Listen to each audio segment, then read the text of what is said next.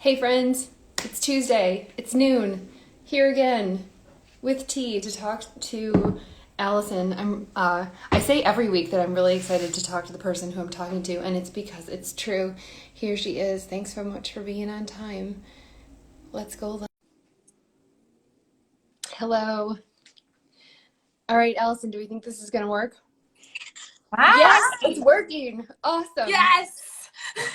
It's so good to see you. So good to see you. I was like so nervous about like the split screen thing. I'm like, yes, this is awesome. It worked. Yeah, it totally does. I was trying to remember if we've ever talked in person or if we're just No. Instagram friends. I think just Instagram. I want to say audio message, maybe. Oh, yeah. Yes, definitely. You sent me one and I was with a friend and I was like, I wonder if she sent this by mistake because I do that all the time when Right. I talk to text. And then, like, if I put it down somewhere, sometimes it does a little like boop boop, like it's been recording me. And I'm like, oh, God, Totally. please don't send that message of me like yelling at my kids. So, Well, and then I think like during all of this, I had to learn the slide up function, right? To right. kind of like, yeah. So I actually use a different one for that because I always feel like the one on my phone just like gets all kinds of errors and stuff. So yeah. Yeah, well, it's nice to actually like interact with you visually someday, maybe in a So nice. space. But I think I also looked back through our Instagram messages and realized that like you had reached out to Angie and I before Yeah. your mastectomy.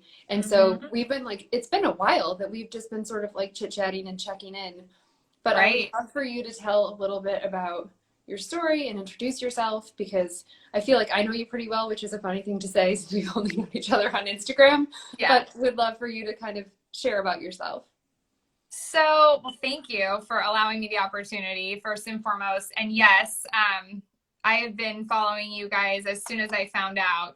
My name is Allison Poggetti. I have three little boys. I live in San Mateo, California, and I found out about the BRCA diagnosis, whatever you want to call it. I never know what to call it, but from my uncle on my dad's side. And that led me down kind of this path of, looking on the internet for a community. And so, one of the very first videos I watched, I had a strong feeling kind of after taking swift action that I was going to do the hysterectomy first. And so I found Angie through that. And then that led me to you. And the community, like, just made such a difference at like a time when I was just so hyper anxious and did not know what to do. And so the people that I connected with, like through the medical team, kind of led me to therapy and all that stuff. And then I was doing that in conjunction with finding this group and, kind of learning all about what my options were. And of course, the breasties and the Hister sisters and the whole community out there is what really, comforted me during this time because nobody gets it until they get it.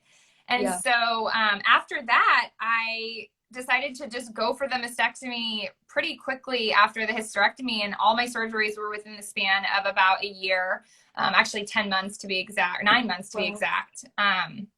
And could not be happier, could not be more relieved, could not just be more thankful for this gift of time with my kids. And even though it was extremely hard, I wouldn't sugarcoat it for anybody. I feel like a tremendous amount of peace, and it led me into what I'm doing for work in terms of coaching women. And I have a lot of ladies in there who have kind of gone through some of the struggles and surgeries that we've had. And so it's just, I think it was my path. I mean, even if it was really hard, I think it's what led me to kind of be here right now. Yeah, totally. I think you can't underestimate the value of being able to talk to somebody who understands your experience. And it's such a huge part of why I'm doing what I'm doing too. Like, I didn't know anyone in Yeah, 2012 when I decided I was having a mastectomy who was choosing to do it preventatively and couldn't find anybody. Like, I don't even think I had Instagram then. Like, if right, anybody out there talking about it then, it was much harder to find them. right. Think, you know, we've mentioned Angie a bunch of times, and she's such an amazing beacon of positivity. But she was the first person I met who was like a mom who was deciding to do this, and it was just this instant connection where I was like, you get what I'm going through. And it's really different than a young woman who's diagnosed with cancer, right? Like our struggles are Totally. in the same space, and we have a lot of the same things to think about and talk about and deal with. But if she felt like such a gift, and Right. I totally get what you mean by kind of immersing yourself and trying to understand, because it's not easy. And I Well, and you're think, trying to not like offend people. You know, you never right, want to come off as that. This is like a pre-Vivor thing where you never want to be like, I'm in a better situation than you are, but then you don't want to. I mean, it's really different situations, yeah, similar but different for sure. yeah, and I think it's hard to talk to doctors about what the right support is. They see all kinds of things. They, being able to choose to do this is a new thing. And I Yeah. think these communities that have come up are so important. I would love to hear a little bit about so we do these collaborative events with Tiffany Daiba and Erica Stallings. We try Yeah. to do it once a month, but the next one is about work. So it's like top of mind because I was just working on the Eventbrite. Because I think a lot of people go through something like this and are like, I need to do something else with my life. So how did that Right. happen for you? Yeah. So I had the surgery, and prior to this, like a long time ago, before kids, 10 years ago, I was in HR and recruiting. And so, kind of a salesy role. I mean, recruiting people to a company is fairly outward facing. Obviously outward facing in this world that we live in now is very different, but I had my three kids and really knew that I wanted to be a stay-at-home mom, like had really kind of blinders on to like any sort of other work opportunities, and like was always kind of, maybe once I got to a certain point, looking for maybe something that fit into kind of, a side hustle or just something that was passion driven, but that, offered some source of income, be it paying for groceries because I have three Right. boys. So Yeah, totally. it's like terrifying going to the grocery store. I brace myself every single time. Yeah. And that's only with little ones, so I don't want to think about teenage years.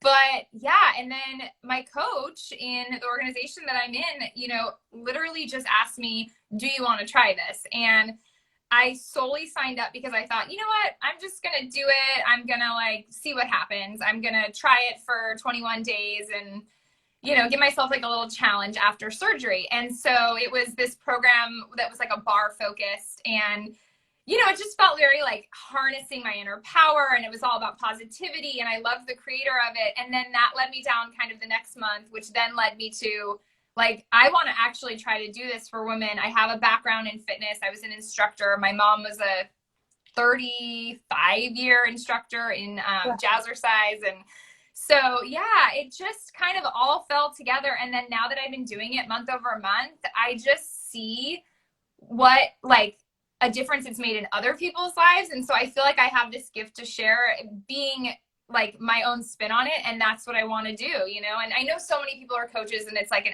oversaturated market, but not really when you think about it, because every story, if I've learned anything with BRCA and with, these surgeries, is everybody's story matters, and everybody's view on it is different, but unique, and makes a massive difference. And you can change one person's life. Like we've all seen that from, Oh, the totally. different people. You're Yeah. right.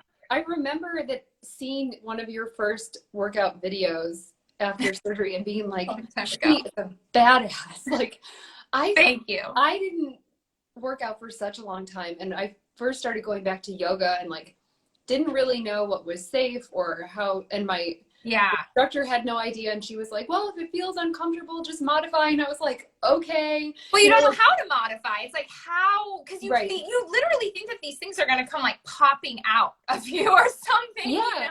It feels weird, but even like this morning, I got on the bike, the stationary bike here, a ride before we were talking, because I was like thinking about you, and I was like, oh man, I need to, like, it's motivating to know that there's somebody out there doing it. And when you see it all the time, like we're all on social media, it's like I love seeing people who are making healthy choices. Like when people share recipes, I'm always like, yes, because I don't want to think about it. Like, you have kids and it's busy and it's hard. And if somebody else is doing some of that work or motivating you to like make another healthy choice, it's such a big deal. It's such an important role. It is. And I've learned from this, like it's one healthy decision after another. And that's what I always tell my challengers. Like, if you can't do the whole thing, start with one thing. Start with 4 bottles of water a day, right? Like it doesn't have to be all at once. It's gradual. We're going to have mood swings. We're going to have, times of the month as ladies and guys too, for that matter, they get moody, and I think that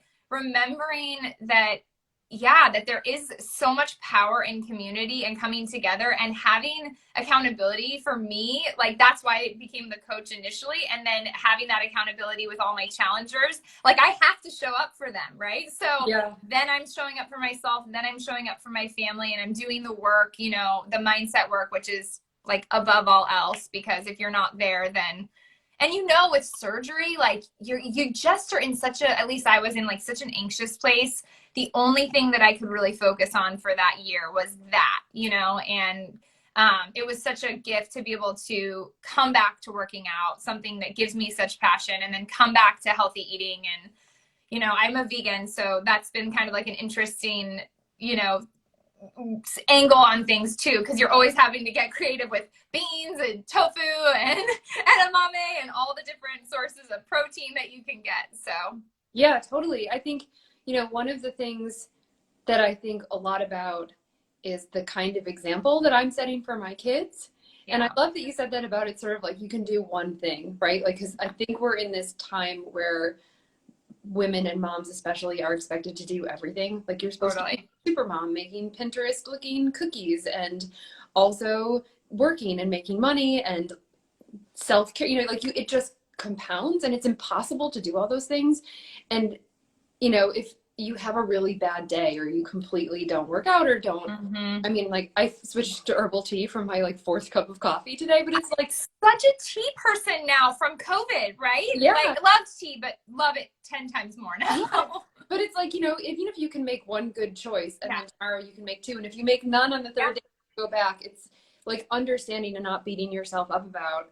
Totally. And the restarting, right? You can always restart. Like even if something goes bad, the next meal, and always remembering that there's that pathway back. And I do think that community and being the gift of social media offers that, because you're then tapped into somebody who's doing it, but you're also, you can also get caught up in it, and it can get too much for you. And so knowing when to step away, right? Knowing when to be like, okay, like I don't need to see her story, and I'm like, if somebody doesn't like me, unfollow me. Like you're totally able to unfollow me. I mean, I want to speak to the people who want to see my story, and it's also that too. But yeah, every opportunity to get back on the bandwagon. And I do feel like a lot of people though have either swung one way or the other way, during this time of like, I'm going to go crazy and drink and eat. And then the other people, and then they swing back of like, okay, I need to rein this in. So it's interesting to kind of see where people fall on the line. Yeah, for sure. I mean, I hadn't even really been thinking about it in the context of COVID. For a moment, I forgot about it. It is such a difficult and challenging time. My kids have been home since March. Yeah. And I think that if they were not here and I was just home by myself, I would totally eat brownies for breakfast. Like I would be an absolute monster on my own. Like at 4 o'clock, if it was like a busy long day, like having a drink, but I'm so mindful of that they're here and they're observing everything that I do. For sure. That it's been, they've been motivating in that way to kind of keep me accountable to myself. And that's so great. But it's not easy. I'm like fantasizing about brownies right now. Now you want brownies at 9 in the morning.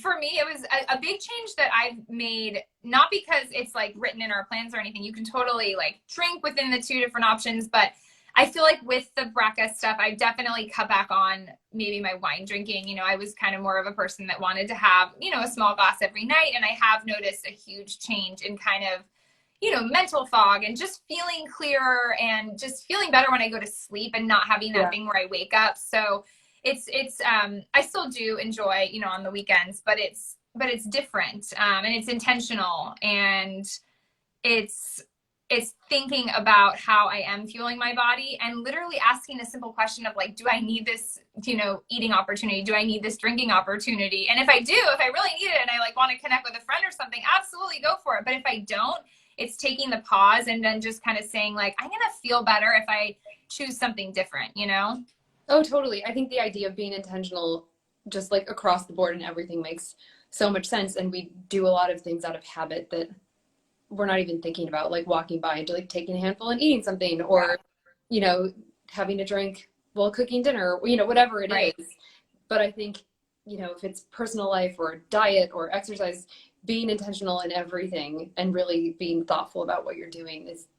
And in parenting too. I mean, I think the reactivity is so strong right now. It's like somebody said something, I don't even know who said it. I wanted to give them credit, but it was like react versus, it was a podcast I think that I sent you, and it was girl. She said, respond versus react, right? For everything. And that, like, that is like the gold. I'm like, I need to do this in every aspect of my life, you know? So. Oh, totally. That podcast was about relationships, right? Yeah.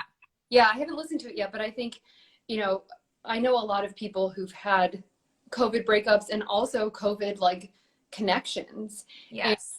And when it's so intense right now, it's also heightened, and thinking about how you communicate with someone or how to really be in a space with someone without all of those typical external, like going to work or going on a date or hanging with other people, like that. When that doesn't exist, I'm excited to listen to it. Thank you for reminding me. I'll put it in the we'll put it in stories too, so you would it, like if we want to share it out there. Yeah, of course. Yeah, she would be, I'm sure she would be thrilled. I think it's 3 ladies, maybe it's a group of them, I don't exactly know the background behind them, but she's a friend of a friend, and there's like 3 components of the relationship. It's like self, others, and, you know, source, whatever your source is. And yeah, she did a good job on that. So, you know, we're always just trying to find little nuggets that inspire us every day. And I do think that is what your story offered me too. I mean, you were such like a positive light, and when you have somebody, and somebody said this to me, one of the patients who used my plastic surgeon, she was like, I asked her, one of my very first questions was, is there light at the end of the tunnel? You know, and she was like, there is light. And I literally held on to that like over and over and over and over again with each surgery and each meditation that I would do to get ready for it. And it was like, there is going to be some point of this where I feel like it's maybe at least behind me. And I think it's so interesting how impactful going through that. I mean, it literally affects every part of our day all the time, you know, if you give thought to it and you give pause and you think about it. Yeah, for sure. Well, thanks so much for sharing your story, and I love seeing your videos. It got my butt on the bike this morning, so thank you. I gotta send you a free sample of it so you can try it 20 minutes before you hop on. Yeah, it really is like, and that's kind of the amount of time, is like 20 to 40 minutes that I can squeeze in between things, and that counts. And that totally counts, right? And then just getting outside for a sanity walk. I mean, that's what, outside, looking up at the sky, deep breath. We can do this. We can so do this together. Yeah, awesome. Well, I really appreciate it. I'm going to link to you in the caption. Thank you. Looking forward to staying in touch, Allison. All right, me too. Have a great day. Yeah, you too. Take care. Thank you. Bye-bye. Bye.